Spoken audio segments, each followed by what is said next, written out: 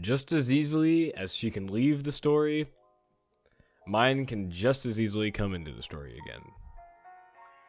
Hey guys, welcome back to another Rising of the Shield Hero video. And I'm gonna get right into it because I think I've been talking about this for a pretty long time now. So for the past couple of episodes, I've been getting the feeling that we're probably gonna have another big conflict with Myne and the Spear Hero. And during this episode, episode 9, it came true, you know. But before we get into that, let's just talk about a little bit of what happened prior to Naofumi's fight with the Spear Hero. So we're in this episode, and we meet this girl. You know, she looks very young. She's got little pigtails. She's really cute. She's another lolly character, and Naofumi has no way of knowing that this is going to end up saving his ass super hard. It ends up being Melty Meromako, or whatever you want to say, which is the queen's daughter and first in line to the throne for obvious reasons, because Myne is just not fit to do absolutely anything besides be a bitch. And Melty is gonna probably play a pretty big part in the rise of Naofumi. It's called Rising the Shield Hero for a reason, and I think that by Naofumi inadvertently saving Melty, or protecting her and bringing her into the capital, and having a high-ranking noble, almost the highest-ranking noble, being able to voice a defense for Naofumi, is going to help a lot. Especially in clearing his name, in getting rid of the prejudices of the shield hero, and overall it's just going to make Naofumi's life better. And he has no way of knowing this in the very beginning. He's just like, oh, it's this noble girl, we can probably get a little bit of money from saving her. He's obviously, I talked about last episode, the last video I did, how Naofumi is definitely in this mindset of money making, of well-being, of making sure that he can sustain himself. And he just writes it off as noble's girl, whatever, and he has no clue what's going on. And Melty is able to see that Naofumi is kind, and even though he's kind of coarse to her in the beginning, she definitely sees the kind side to him and knows that he is a caring person by the way that he acts towards Fido, and the way that he acts towards Raftalia, and the way that he treats them. And it's through this that Melty is going to be able to help Naofumi get out of the rut that he's in, with everyone just bashing him and everyone just being a bitch to him and everything. So now that we've gotten a little bit of background to this, the fight with the Spear Hero, definitely this one I am almost certain marks the end of Myne being a problem, being much of a problem at least in Naofumi's life, mainly because the Spear Hero has completely shown in this episode how idiotic he is. He's definitely caught up in thinking this as a fantasy world, and thinking this as, oh, this is my isekai fantasy whatever. And I think it's kind of funny in a way that the Spear Hero kind of represents the typical harem isekai genre in general. The kind of character he is, going off and doing all these heroic things and doing all these and doing all these great feats. And then, on Naofumi's side, we see all the consequences that the Spear Hero actually has on the rest of the world, because Naofumi is a hero of the people, and he's down to earth, and because he's risen up from having absolutely nothing to his name, and seeing those kind of different sides or different takes of the isekai genre in the same kind of story is pretty interesting.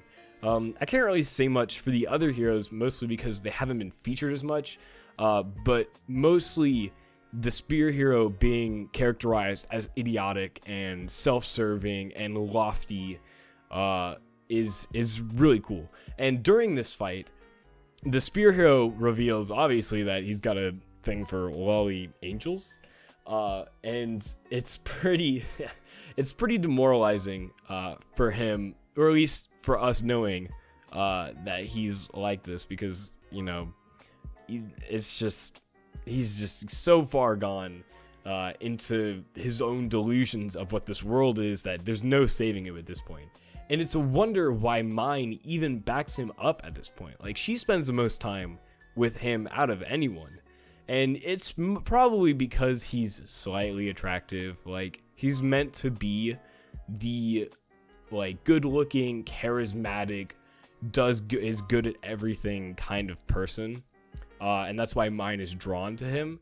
But the fact that she hasn't seen that he doesn't know anything about this world, and in the end is gonna run her into the ground, is pretty surprising to me, actually, because Myne, up until this point, is pretty smart when you think about it.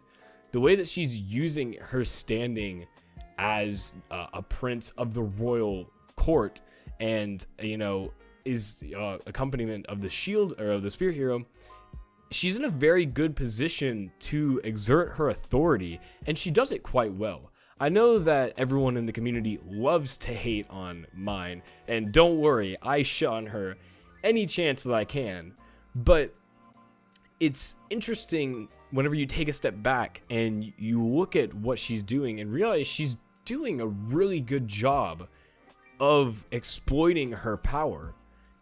And a lot of you mentioned in previous episodes about how we are not, like, we don't really see a lot of world building outside of what happens in Melmark, and I don't really think that's going to be an issue.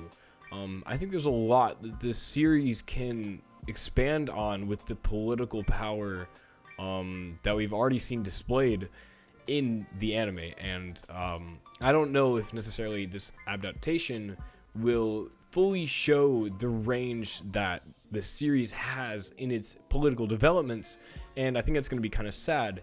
But with the introduction of Melty, and, you know, we already are acquainted with Myne and Malty, I think that the exploration that this series can do on the political scale could be another great selling point to, you know, the series as a whole. In the battle, we see Melty kind of flex on her older sister, and, you know, her older sister tries to pull the whole, you're gonna disobey your older sister, and she's like, I'm first in line to the throne, you know, like the kind of double trap card meme that's been going around. I really am kind of excited for the political things that we're going to be seeing going on in this series, in this animated adaptation. We've seen the queen is present in the opening. She has yet to be introduced as of the 9th episode, and hopefully she'll be introduced in the next one, along with development with the king, you know, just punishment being brought to people who have disobeyed the law of the land. And I think that will actually, it'll be a nice conclusion to the series, that we'll see Naofumi being treated equally if they choose to end it at the 12th episode, or, you know, if we have another second season or further episodes after that.